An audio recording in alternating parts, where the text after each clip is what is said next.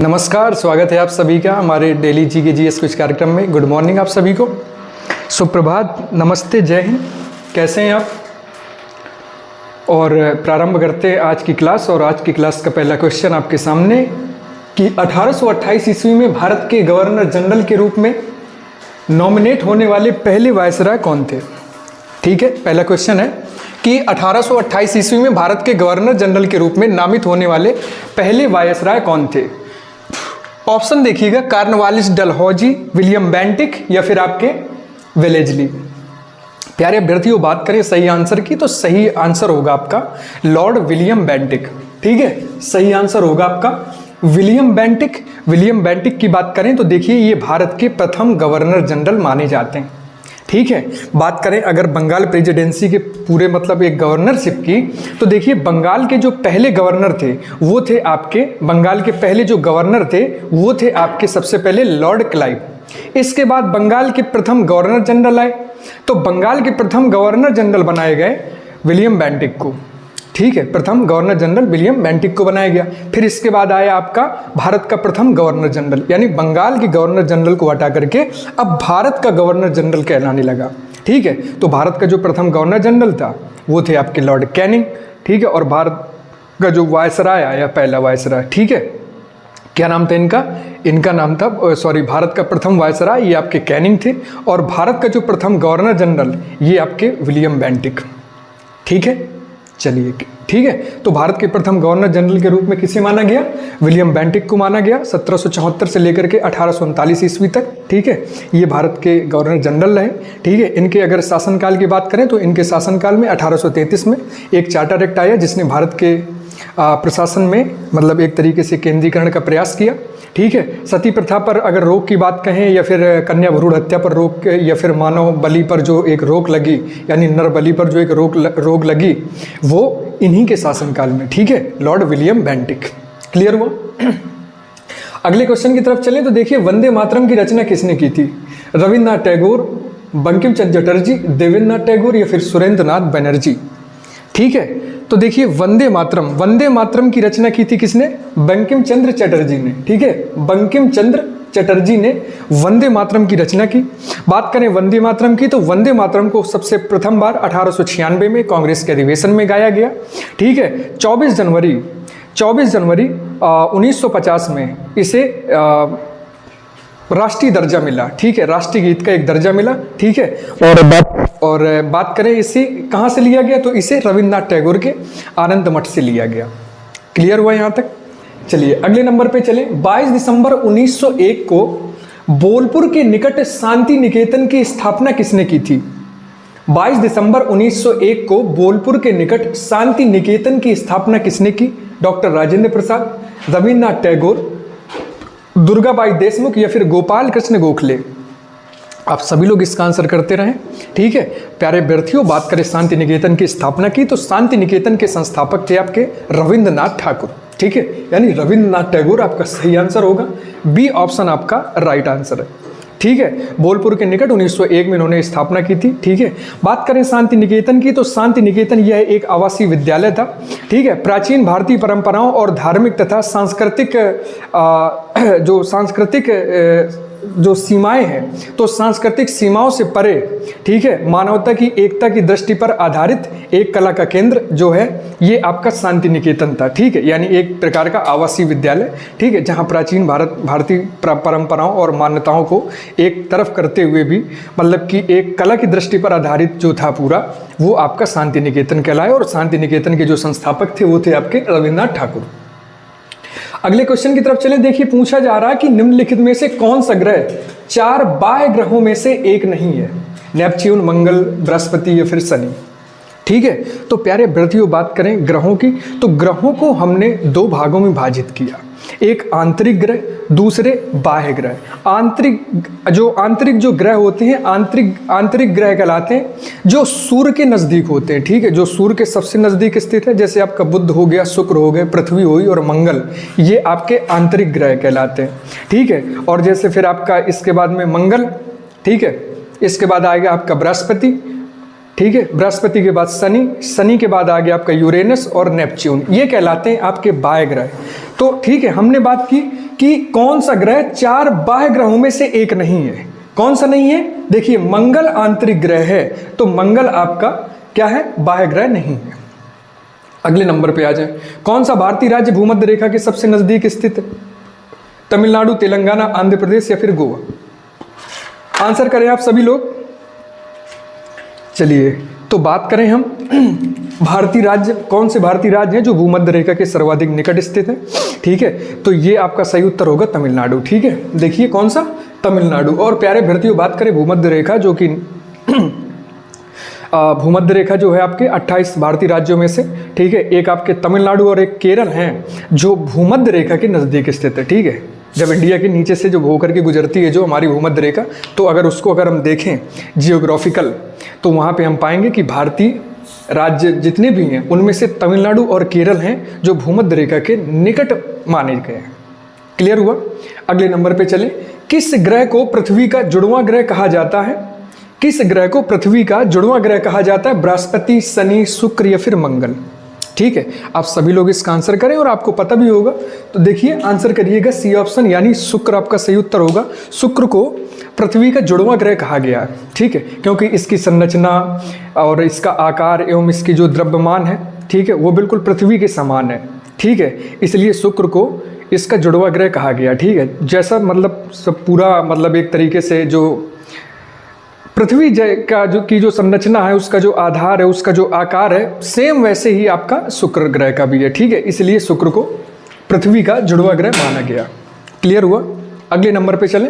7वां question कह रहा है, भारत के संविधान के किस अनुच्छेद के अनुसार किसी भी व्यक्ति को किसी विशेष धर्म के प्रचार के लिए कोई कर देने के लिए बाध्य नहीं किया जाएगा? भारतीय संविधान का कौन सा अनुच्छेद है जिसके अंतर्गत किसी भी व्यक्ति को विशेष धर्म के प्रचार प्रसार हेतु कोई टैक्स देने के लिए बाध्य नहीं किया जा सकता? देखिए, अनुच्छेद 25, अनुच्छेद 27, अनुच्छेद 28 और अनुच्छेद 26। ठीक है, तो प्यारे अभ्यर्थियों, बात करें इसकी, तो आपका सही उत्तर होगा अनुच्छेद 27, यानी अनुच्छेद 27। बी ऑप्शन आपका सही उत्तर होगा। ठीक है, तो देखिए, किसी विशेष धर्म के प्रचार प्रसार हेतु ठीक है, करों के भुगतान को लेकर के, ठीक है, करों के मामले में एक स्वतंत्रता जो मिलती है हमें, ये भारतीय संविधान के अनुच्छेद 27 के अंतर्गत मिलती है। यानी कि एक तरीके से हम ये कहें कि भारतीय संविधान का जो अनुच्छेद है 25 से लेकर के 28 तक का, ठीक है, ये धार्मिक स्वतंत्रता के अधिकार से संबंधित हैं, जिनमें से आपका जो अनुच्छेद 27 है ये किसी विशेष धर्म के प्रचार प्रसार के लिए करों के भुगतान के संबंध में स्वतंत्रता प्रदान करता है। ठीक है, यानी कोई धर्म के मामले में प्रचार प्रसार को लेकर के आपसे कर के लिए बाध्य नहीं कर सकता। ठीक है, ये दिया गया आपका अनुच्छेद 27 में। अगले नंबर पे चलें, निम्न देशांतरों में से कौन सा भारतीय मानक समय के लिए संदर्भ के रूप में जाना जाता है? निम्न देशांतरों में से कौन सा भारतीय मानक समय के लिए संदर्भ के रूप में माना गया? देखिए, 82 डिग्री 30 मिनट पूर्वी, या फिर 82 डिग्री 30 मिनट पश्चिमी, या फिर 78 डिग्री 30 मिनट पूर्वी, या फिर 68 डिग्री 7 मिनट पूर्वी। ठीक है, तो आप सभी लोग इसका एक बार आंसर करें। ठीक है, अब प्यारे अभ्यर्थियों, बात करें, देखिए 82 डिग्री और 30 मिनट, ठीक है, पूर्वी, ये आपका सही आंसर होगा। 82 डिग्री 30 मिनट पूर्वी। ठीक है, ये पूर्वी देशांतर को भारतीय मानक समय के द्वारा इसकी गणना की जाती है। ठीक है, अब बात करें इस देशांतर की, तो ये जो देशांतर है उत्तर प्रदेश के मिर्जापुर क्षेत्र से होकर के गुजरता। ठीक है, और जो भारतीय मानक समय है ये आपके ग्रीनविच टाइम से, यानी कि जो आपका जीएमटी जो टाइम है, जीएमटी से 5.5 घंटे आगे, यानी 5 घंटे 30 मिनट आगे। ठीक है, तो भारत का जो उत्तर प्रदेश का जो क्षेत्र, मिर्जापुर क्षेत्र, ठीक है, जहाँ से ये देशांतर होकर के गुजरता है, वहाँ से भारतीय समय की क्या करते हैं, हम गणना करते हैं। ठीक है, तो सही उत्तर होगा आपका 82 डिग्री 30 मिनट पूर्वी देशांतर। क्लियर हुआ?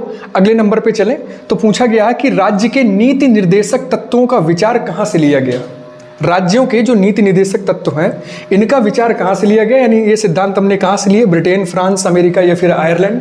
तो प्यारे अभ्यर्थियों, सही उत्तर होगा आपका आयरलैंड से लिए गए। ठीक है, आपका सही आंसर होगा डी ऑप्शन, यानी आयरलैंड। प्यारे अभ्यर्थियों, बात करें भारत के संविधान के भाग 4 में, और भाग 4 के अंतर्गत आपके अनुच्छेद 36 से लेकर के 51 तक में जो राज्य के जो नीति निर्देशक तत्व हैं ये आयरलैंड के संविधान से लिए गए हैं। आयरलैंड ने ये सभी यानी कि नीति निदेशक तत्व, ये स्पेन के संविधान से कॉपी किए। ठीक है, तो देखिए भारतीय संविधान का जो अनुच्छेद है, अनुच्छेद 37 आपके नीति निदेशक तत्वों के अनुप्रयोगों को बताता है। ठीक है, या फिर हम ये कहें कि राज्य के नीति निदेशक तत्वों के सिद्धांतों को समझाने का प्रयास करता है। क्लियर हुआ? अगले नंबर पे आ जाए। भारतीय संविधान के किस अनुच्छेद में भारतीय चुनाव आयोग का उल्लेख है? ठीक है, यानी भारतीय संविधान के किस अनुच्छेद में भारतीय चुनाव आयोग का उल्लेख है? अनुच्छेद 311, अनुच्छेद 369, अनुच्छेद 324 या फिर अनुच्छेद 328। तो प्यारे अभ्यर्थियों, बात करें तो सही उत्तर होगा आपका अनुच्छेद 324, यानी आपका जो सी ऑप्शन है ये आपका सही माना जाएगा। तो देखिए भारतीय संविधान के अनुच्छेद 324 में चुनाव आयोग को सभी प्रकार के चुनाव आयोजित कराने के लिए, या जैसे आपके संसद के चुनाव हो या फिर राज्य विधानमंडल के चुनाव हो, ठीक है, या फिर आपके राष्ट्रपति के चुनाव हो, इन सभी चुनावी गतिविधियों को मतलब कि कार्यान्वयन के लिए और उनके नियंत्रण के लिए, साथ ही साथ एक कुशल संचालन के लिए शक्ति प्रदान करता है आपका अनुच्छेद 324। बात करें चुनाव आयोग की, तो चुनाव आयोग आपका एक ऐसा स्वतंत्र निकाय है जो किसी भी देश की चुनावी प्रक्रिया के आपके कार्यान्वयन की देखरेख को पूरी तरीके से अपना काम सुनिश्चित करता है। ठीक है, यानी एक ऐसा स्वतंत्र निकाय है जो किसी भी देश में सभी प्रकार की चुनाव प्रणालियों को क्या करता है? कार्यान्वयन, उसका कार्यान्वयन करता है सही तरीके से।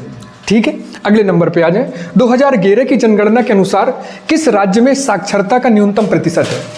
2011 की जनगणना के अनुसार किस राज्य में साक्षरता का न्यूनतम प्रतिशत है? उत्तर प्रदेश, राजस्थान, बिहार या फिर आंध्र प्रदेश? तो देखिए 2011 की जनगणना के अनुसार जब हमने पूरा एक डेटा कलेक्ट किया, उसमें पता चला कि भारत का जो बिहार राज्य है, ठीक है, यहाँ पे टिक करिएगा आप लोग, सी ऑप्शन बिहार। तो बिहार का जो साक्षरता दर जो प्रतिशत है, जो परसेंटेज है, वो बहुत ही कम है, यानी 73.7% है। ठीक है, यानी कि भारत में सबसे कम साक्षरता दर में सबसे कम साक्षरता दर वाला जो राज्य है आपका, वो कौन सा है? वो बिहार है, जहाँ पे आपकी 73.7% साक्षरता दर देखी गई है। ठीक है, बात करें भारत में सबसे उच्चतम साक्षरता दर वाले राज्यों की, तो सबसे पहले नंबर पे आता है आपका केरल, जहां पे 93.9% साक्षरता दर मापी गई। और वहीं केरल के बाद दूसरे नंबर पे आता है आपका राज्य मिजोरम, जहां पे 91.6% साक्षरता दर देखी गई है। क्लियर हुआ? लास्ट क्वेश्चन की तरफ चलें तो भारत में पहली जनगणना किस वर्ष में आयोजित की गई? 1872 यानी 1872, 1927, 1910 या फिर 1887। तो प्यारे अभ्यर्थियों, भारत में पहली जनगणना आपकी 1872 में मेयो के मतलब शासनकाल में या मेयो के काल में प्रारंभ की गई थी। ठीक है, परंतु आधिकारिक तौर पर जो जनगणना प्रारंभ हुई वो 1881 में लॉर्ड रिपन के नेतृत्व में इसको क्या किया गया? शुरू किया गया। ठीक है, तब से अनवरत प्रति 10 वर्षों के रिकॉर्ड को देखते हुए भारतीय जनगणना होती चली आ रही है। ठीक है, और 2011 तक जो जनगणना थी वो पूर्ण टाइप से यानी पूर्ण रूप से चलती रही है। ठीक है, बाद में कोविड का थोड़ा सा प्रकरण आने पर सेंसस को कुछ समय के लिए थोड़ा सा बाधित किया गया। ठीक है, तो आपका सही उत्तर होगा 1872। तो ये पहली जनगणना थी, बाद में 1881 में आधिकारिक जनगणना रिपन के द्वारा प्रारंभ की गई। ठीक है, तो प्यारे अभ्यर्थियों, ये था आपका आज का क्विज कार्यक्रम। ठीक है, आप लोग सभी स्क्रीनशॉट ले सकते हैं इसका। बाकी मिलते हैं आपसे कल बिल्कुल इसी समय, तब तक के लिए ध्यान रखें। नमस्कार, जय हिंद, धन्यवाद।